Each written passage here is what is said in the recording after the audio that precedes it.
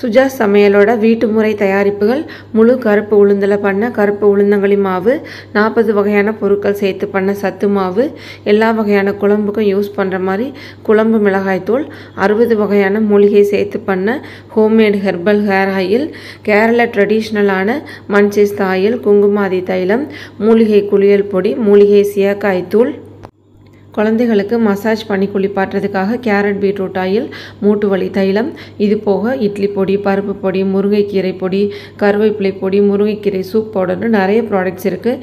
இந்த ப்ராடக்ட்ஸ் உங்களுக்கு வேணும்னா ஸ்க்ரீனில் தெரிகிற இந்த நம்பருக்கு வாட்ஸ்அப். அனைவருக்கும் வணக்கம்.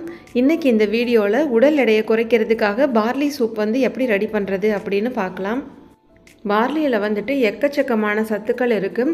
உடல் எடையை குறைக்கணும் அப்படிங்கிறவங்க மட்டும் இல்லைங்க, கர்ப்பிணி பெண்கள், இரத்த சர்க்கரை அதிகமாக இருக்கிறவங்க, பிபி இருக்கிறவங்க, குழந்தைங்க, பெரியவங்கன்னு எல்லாருமே இதை எடுத்துக்கலாம். பார்லி அரிசியை பயன்படுத்தி நம்ம நிறைய உணவுகள் செஞ்சு சாப்பிட்லாம். இன்றைக்கி அதில் பார்லியில் வெஜிடபிள் சூப் பண்ண போகிறோம். இதுக்காக நான் இன்றைக்கி 1 டம்ளர் அளவுக்கு பார்லி அரிசி எடுத்திருக்கேங்க. 1 டம்ளர்னால் இதில் ஒரு 200 கிராம் அளவு இருக்கும். இதை ஒரு கடாயில் சேர்த்துட்டு லைட்டாக அப்படியே வறுத்து எடுத்துக்கோங்க. மீடியம் ஃப்ளேமில் வச்சுட்டு ஒரு 5 நிமிஷத்துக்கு வறுத்துக்கோங்க. ரொம்ப கலர் மாறி வரணும் அப்படிங்கிற அவசியம்லாம் இல்லை. வெயிட் லாஸ் பண்ணணும் அப்படின்னு நினைக்கிறவங்களுக்கு இந்த பார்லி ஒரு அற்புதமான உணவு அப்படின்னே சொல்லலாம். இப்போ இது கூட நான் ஒரு 1 டீஸ்பூன் அளவுக்கு சீரகம் சேர்த்துக்கிறேன். சீரகமும் நம்ம உடம்புக்கு ரொம்ப நல்லது. சீர் ப்ளஸ் அகம் சீரகம் அப்படின்னு சொல்லுவாங்க. இந்த மாதிரி நம்ம பார்லி அரிசி கூட 1 டீஸ்பூன் சீரகம் சேர்த்து வறுத்து பவுடர் பண்ணி எடுத்துக்கிட்டோன்னா நம்ம கஞ்சி செய்கிறதுக்கு, சூப் செய்கிறதுக்கு, இது மாதிரி எல்லாத்துக்குமே யூஸ் பண்ணிக்கலாம். இதை ரொம்ப நேரம் வறுக்கணும் அப்படின்னு இல்லைங்க. மீடியம் ஃப்ளேமில் ஒரு 5 நிமிஷத்துக்கு வறுத்துக்கோங்க. வறுத்து முடிச்சதுக்கப்புறமா இந்த மாதிரி ஒரு பிளேட்டில் வச்சு நல்லா ஆற வச்சுருங்க. நல்லா ஆறிடுச்சு. இப்போ இதை நம்ம மிக்சியில் சேர்த்து அரைச்சிக்கலாம். ரொம்ப நைஸாக பவுடர் மாதிரி இருக்கணும் அப்படின்னு இல்லைங்க, ஓரளவு அரைச்சி எடுத்துக்கோங்க, அதுவே போதும். நம்ம டயட்டில் இருக்கும்போது இந்த பார்லி கஞ்சி, பார்லி சூப்பு, இது மாதிரி இதை நீங்கள் காலையில் பிரேக்ஃபாஸ்ட்டுக்கு எடுத்துக்கலாம், இல்லைனா மத்தியானத்துக்கு எடுத்துக்கலாம், இல்லைனா நைட்டுக்கு எடுத்துக்கலாம். நீங்கள் எந்த டயத்தில் வேணாலும் இதை எடுத்துக்கலாம். இப்போ பாருங்கள், நான் இந்த பார்லி அரிசியை அரைச்சி எடுத்துட்டேங்க. இந்த அளவுக்கு நீங்கள் அரைச்சி எடுத்துக்கிட்டிங்கன்னா போதும்.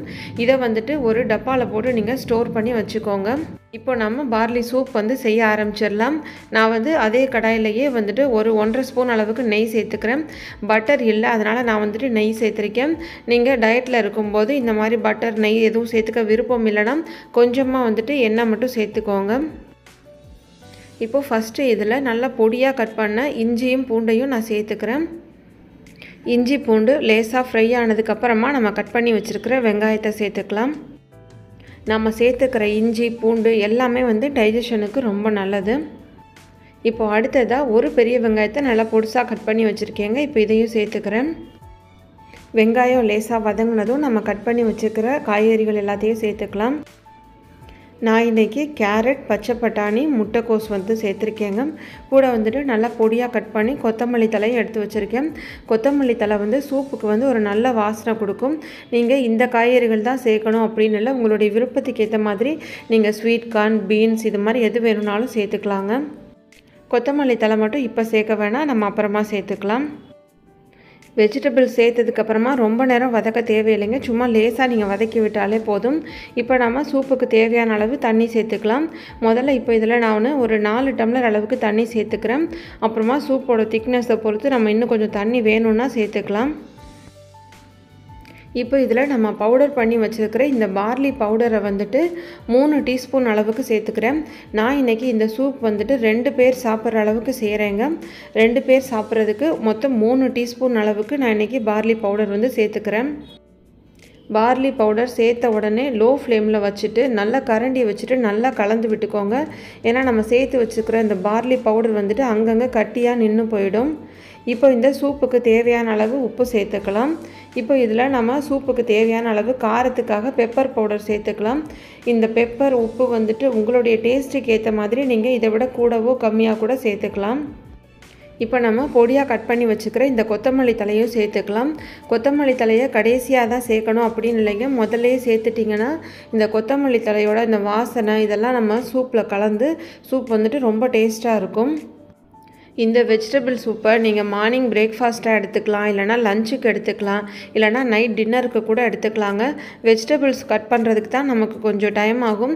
மற்றபடி இந்த சூப் வந்துட்டு அந்த பவுடர் மட்டும் ரெடி பண்ணி வச்சுருந்தீங்கன்னா ஒரு 10 நிமிஷத்தில் நீங்கள் செஞ்சு சாப்பிட்லாம். ரொம்ப ரொம்ப ஹெல்த்தியானது. இப்போ பார்த்தீங்கன்னா சூப் வந்துட்டு ரொம்ப திக்காக இருக்கிற மாதிரி இருக்குது. அதனால் இன்னும் 1 டம்ளர் நான் தண்ணி சேர்த்துருக்கேன்.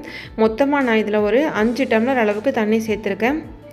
இப்போ இதில் நான் கொஞ்சமாக வாசனைக்காக ஜீரகமும் சேர்த்துக்கிறேன். நான் இப்போ தான் சேர்க்குறேன். நீங்கள் ஃபஸ்ட்டு நெய் சேர்ப்போம்ல, அப்போயே நீங்கள் சீரகத்தை வறுத்துட்டு கூட அப்படியே நீங்கள் சேர்த்துக்கலாம். நல்லா வாசனையாக இருக்கும். அவ்வளோதாங்க, எல்லாமே சேர்த்தாச்சு. இது கொதிக்க ஆரம்பித்த உடனே நம்ம ஒரு லிட் போட்டு மூடி வச்சுட்டு சிம்மிலேயே ஒரு 10 நிமிஷம் வச்சிடணுங்க. அவ்வளோதான், நமக்கு சூப் ரெடி ஆயிடுச்சு. தொடர்ச்சியாக ஒரு 15 நாளைக்கு பார்லியை யூஸ் பண்ணி நீங்கள் கஞ்சி, சூப்பு இந்த மாதிரி ரெகுலராக எடுத்துகிட்டு வாங்க. கண்டிப்பாக உங்களுக்கு வெயிட் லாஸ் வந்து ஆகும். இப்போ ஒரு 10 நிமிஷம் ஆகிடுச்சு. இப்போ நம்ம ஓப்பன் பண்ணி பார்க்கலாம். அவ்வளோதாங்க, சூப் வந்து ரெடி ஆகிடுச்சு. இப்போ நம்ம ஸ்டவ் ஆஃப் பண்ணிடலாம். இந்த பார்லி சூப்பை நீங்கள் பிரேக்ஃபாஸ்ட்டுக்கு பதிலாகவோ, லஞ்சுக்கு பதிலாகவோ, இல்லை டின்னருக்கு பதிலாக தான் எடுத்துக்கணும். இதையும் சாப்பிட்டுட்டு நீங்கள் இட்லி, தோசை, சாதம் இதெல்லாம் சேர்த்து சாப்பிட்டிங்கன்னா கண்டிப்பாக வெயிட் வந்து குறையாது. இன்றைக்கி நம்ம சூப் செய்கிறதுக்கு பயன்படுத்தின அதே பார்லி கஞ்சி பவுடரை யூஸ் பண்ணி நாளைக்கு எப்படி பார்லி கஞ்சி எப்படி ரெடி பண்ணலாம் அப்படின்னு இன்னொரு வீடியோவில் பார்க்கலாம். பார்லி வந்து ரெகுலராக எடுத்துக்கும் போது நம்மளுடைய ஸ்கின்னும் வந்துட்டு ரொம்ப அழகாக இருக்கும். ஏன்னா இதில் நிறைய நார்ச்சத்துக்கள் இருக்குது. இதை நீங்கள் கண்டிப்பாக ட்ரை பண்ணி பாருங்கள். இந்த வீடியோ உங்களுக்கு யூஸ்ஃபுல்லாக இருந்ததுன்னா மறக்காமல் ஒரு லைக் கொடுங்க. தேங்க்யூ.